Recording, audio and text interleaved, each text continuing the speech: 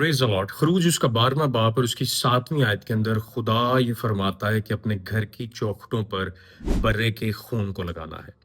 मैं आपसे कहना चाहता हूँ, सबसे पहले आपको अपने घर को खुदावंद यीशु मसीह के ब्लड में कवर करना है। उसके बाद आपका स्कूल, कॉलेज, यूनिवर्सिटी और आपका वर्क प्लेस है। आपका घर यीशु मसीह के खून में कवर्ड होना बहुत ज़रूरी है। और खुदावंद यीशु मसीह का खून, खुदावंद यीशु मसीह का बदन, उसका पाक कलाम है।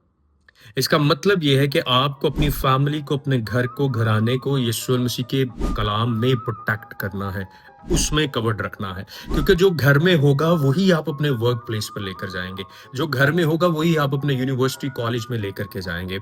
आपको अपने घर को पाक कलाम के मुताबिक ढालना है।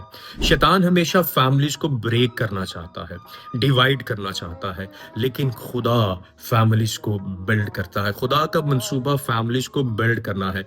आपकी ज़िंदगी के अंदर आपका सबसे इम्पोर्टेंट डिसीजन खुदावंद यीशु अल मसीह को अपना शख्सी निजात दहिंदा कबूल करना है और उसके बाद आपका फैमिली को बिल्ड अप करना है, फैमिली को कनेक्टेड रखना है, फैमिली की यूनिटी है।